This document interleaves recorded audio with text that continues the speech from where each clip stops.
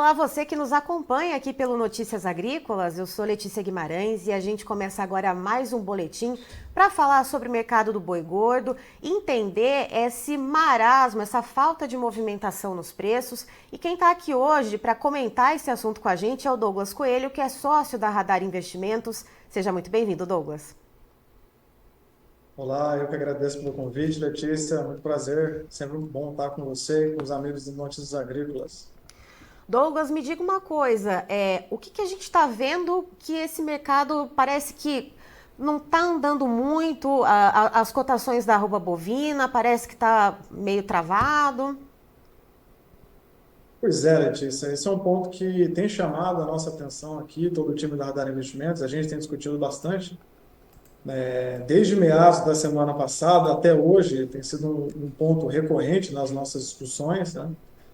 Quando a gente olha as commodities como um todo, houve uma grande pressão vendedora, uma grande pressão de baixa em meados de janeiro, no início de fevereiro, e que, grosso modo, está mais estancado agora, né? Ou seja, essa pressão foi um gráfico assim, que houve uma queda, segurou mais uma queda, e agora o mercado está um pouco acima dessa mínima, né? Segurando num patamar importante, assim. Isso é um dado, chama bastante a nossa atenção. Mas específico para o boi, são três pontos aqui que a gente levantou, a gente está bem atento a isso, mas é difícil colocar um peso em qual desses pontos ele é preponderante, ou se é um ponto só. Então, existem três razões que nos fazem imaginar por que o mercado está num marasmo, está parado aí desde meados da semana anterior. Bom, o primeiro é que a gente viu que o pecuarista tem relutado em entregar os animais abaixo de 230. Quando a gente olha para as 3 semanas anteriores, para as duas, o bom volume de negócio no físico aconteceu ao redor de 235, né? Porque, bom, foi no momento em que as escalas de abate conseguiram ganhar alguma atração, evoluíram, os pecuaristas mexeram um pouco mais, venderam lotes maiores. Então, isso ficou bem evidente para a gente. Qual que seria o segundo ponto? O segundo ponto são o retorno das chuvas. A gente viu que em boa parte de São Paulo, também do Centro-Sul, das praças pecuárias que a gente pesquisa, as chuvas ficaram um pouco mais frequentes, e isso melhora a qualidade das pastagens e, por consequência, também ajuda o pecuarista no poder de retenção desses animais. Então, ele consegue segurar mais a venda desse animal, cadenciar, buscar um preço melhor, negociar com um parceiro ou outro, ver quem está mais necessitado de escala, encaixar um dia bom de escala que seja interessante também para o pecuarista. Então, esse seria o segundo fator. E um terceiro fator, ele é mais macro, menos micro, e é mais uma conjectura, né? Pensando no que aconteceu nos outros elos da pecuária como um todo, a relação de troca do animal terminado, do boi gordo, em relação às categorias mais jovens, né, em janeiro, fevereiro, foi bem atrativo, foi bem interessante essa relação de troca, né? Nada mais é que a moeda de troca do pecuarista. O quanto a mercadoria dele vale para ele continuar vivo, ativo, ou até mesmo expandir a atividade. Então, possivelmente também o pecuarista, vendo essa moeda de troca bem atrativa em janeiro, fevereiro, acabou vendendo esses animais, né? Fêmeas bem acabadas, machos bem acabados. Quando a gente olha aí os dados do INDEA, do Mato Grosso, os outros abates de fêmea também, janeiro e fevereiro foram meses que o abate de fêmea continuou bem firme, bem forte. Ele aproveitou essa boa relação de troca para entrar em categorias mais jovens, bezerrinho, bezerra, novilho, novilha. Então, ele possivelmente já deu esse giro mais forte e agora está mais calmo, né? mais confortável. Então, como eu comentei antes, é difícil saber qual desses três fatores tem um peso mais forte ou se é a soma dos três fatores, mas é fato que o mercado está bem mais travado, tanto nessa semana quanto na semana anterior em relação ao mercado físico do boi gordo de São Paulo. O mercado, você bem usou a palavra no início da nossa conversa, está bem no marasmo mesmo. Bom, então trocando em miúdos, a gente tem esses três fatores acontecendo, mas ainda não dá para se decifrar o que se pesa mais nesse momento, ou como que se dá a combinação desses três fatores. Exato, exatamente. Pecuária é uma ciência biológica. A cada dia a gente tem um novo capítulo, né? Mas, na nossa visão, um dos três ou a soma dos três pode ter impactado, sim, e explica, o que a gente está vendo de reflexo no fluxo de negócio hoje. E Douglas, como é que está a questão das exportações? Como é que está a demanda interna? O que tem sido o fiel da balança nesse mês de março? Perfeito. Vamos começar falando um pouco sobre a demanda interna, que relativamente mais estável, demora para ter variações bruscas, né? A gente, apesar de ter um IPCA que está um pouco mais comportado quando a gente olha em relação aos meses anteriores, anos anteriores, o Banco Central soltou a ata, né, da reunião dele, até mostrando alguma preocupação com a inflação adiante, principalmente para serviços, então a gente não deve desligar esse radar, mas a renda disponível da população não deu aquele alívio a ponto da gente ver o consumo doméstico de carne bovina mostrando força, mudando de patamar, né? A gente viu, sim, em fevereiro um bom consumo. De fevereiro para março houve bastante promoção, a gente viu preços aí de contrafilé, de alguns cortes de traseiro, alguma promoção. Isso ajudou, sim, na vazão dessa produção para o mercado interno. Mas nessa semana a gente teve uma queda, né, da carcaça casada, que saiu aí de 15,95 para mais próximo de 15,80, puxado também pelo traseiro.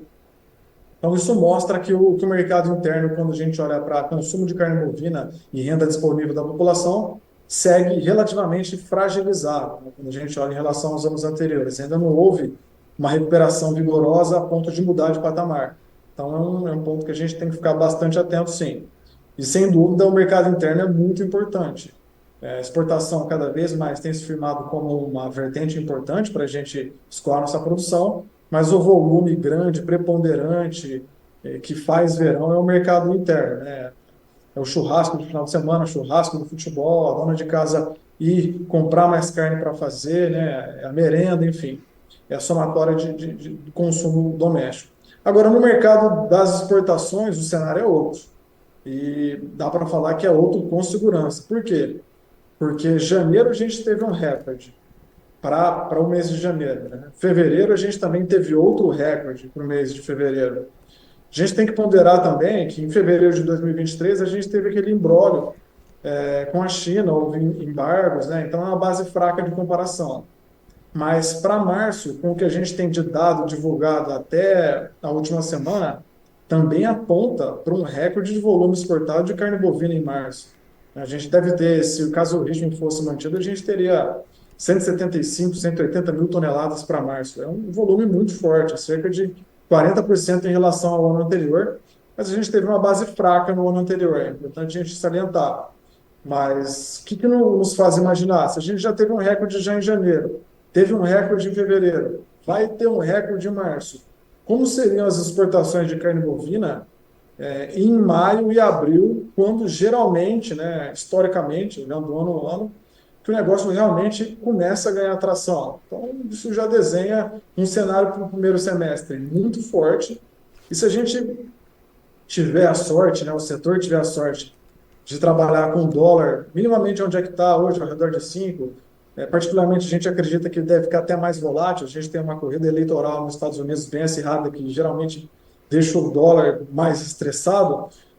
Em outubro e novembro são meses que a gente tem o recorde histórico, não aquele recorde mensal, mas o recorde histórico das exportações. Então, pelo menos com o que a gente tem agora de 2 meses e meio, 2 meses e quase 3 meses, é um cenário muito forte de exportação. É praticamente a página oposta do que a gente tem no mercado interno agora. Então, isso pode colaborar, sim, com um apetite de compra de matéria-prima dos frigoríficos exportadores acima do que a gente viu de 2023. Deixa de ser um ponto de sustentação do mercado do boi gordo.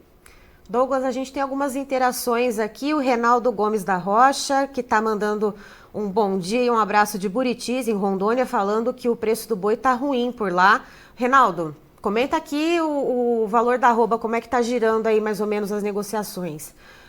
O Agnaldo Peron, que fala de Carapó, no Mato Grosso do Sul, também manda bom dia. E o José Mendes pergunta, quando o preço do bezerro volta acima de R$ 2.000 na Bahia, região da Chapada Diamantina? Aqui o preço do bezerro hoje é de cerca de R$ 1.000.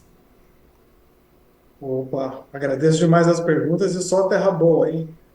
Rondônia, Mato Grosso do Sul, Bahia, um abraço para toda a turma. Bom, o que a gente tem visto agora em São Paulo, né, é um movimento inicial, mas pode ser observado também nas outras regiões. É claro que a reposição, diferente do preço do boi gordo, do animal terminado, que responde muito rápido, a reposição ela mexe de uma maneira mais lenta, né? Praticamente uma variação semanal, quinzenal. Então, não tem tanta variação como a própria B3 e o próprio boi gordo que a gente olha. Mas quando a gente conversa com os nossos parceiros, nossos amigos aqui nos levantamentos, a gente vê sim que houve uma melhora da demanda, né, nos leilões, enfim, na reposição para categorias mais jovens. E como a gente comentou também no início da nossa conversa, possivelmente o pecuarista em janeiro, fevereiro, vendo essa boa relação de troca, já está entrando também nessas categorias mais jovens. Na nossa opinião, 2023 foi um ano forte de abate de fêmeas, abate de matrizes.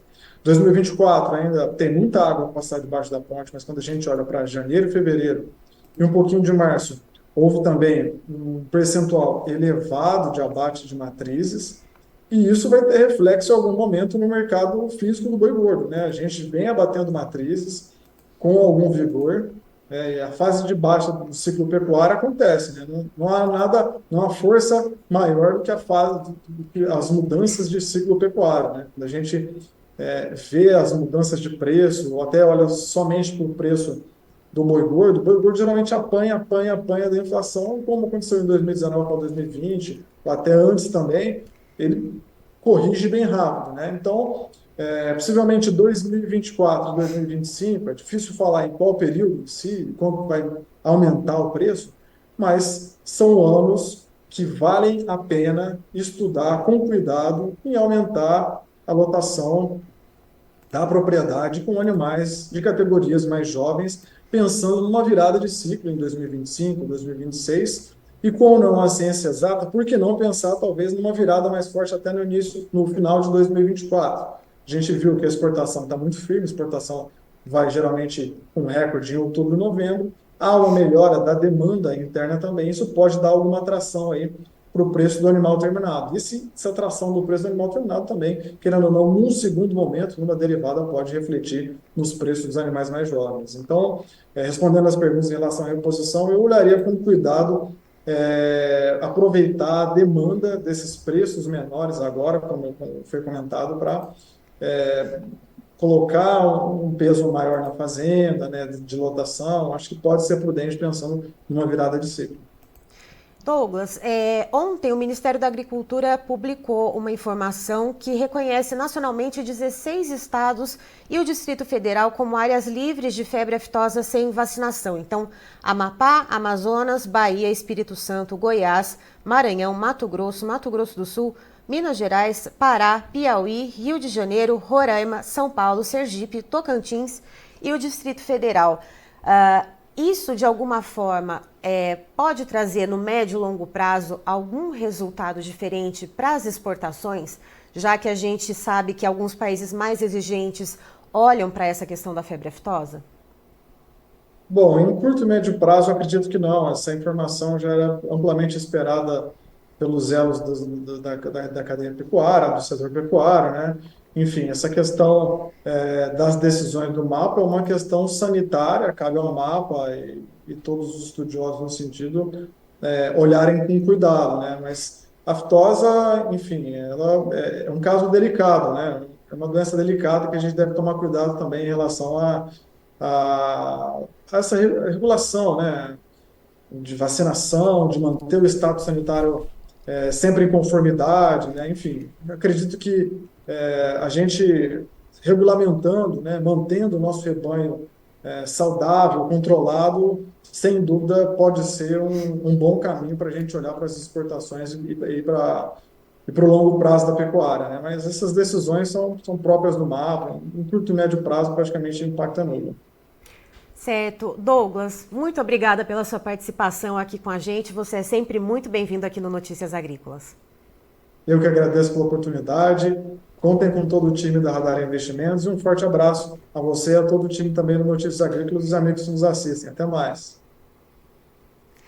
Tá, então estivemos com o Douglas Coelho, que é sócio da Radar Investimentos, trazendo as informações do mercado do boi gordo, que segundo ele, desde meados da semana passada, segue num marasmo. O pecuarista está muito firme na posição de não vender os animais abaixo de R$ 230 arroba. Outro ponto que o Douglas citou, as chuvas voltaram no centro-sul do Brasil, isso trouxe vigor novamente às pastagens e isso também dá um certo poder ali ao pecuarista de segurar, de reter um pouco mais os animais. E um terceiro ponto que também pode estar mexendo ou não, melhor dizendo, não mexendo com esse mercado, é a questão da relação de troca que o pecuarista viu ali ainda em janeiro, vendendo os animais mais pesados e investindo em animais mais jovens, seja novilha, bezerro, enfim. Essa relação de troca mais favorável. Então, são esses três pontos que o Douglas nos traz e que, em alguma medida, e que não se sabe ainda o que pesa mais nesse momento, está, então, afetando esse mercado do boi que segue nesse marasmo. E aí, por falar em preços, Patrícia, por gentileza, os preços na tela. Vamos lá então, contrato março de 2024 na B3, a Bolsa Brasileira, a gente vê uma alta de 0,32% no preço da arroba, valendo R$ 231,55.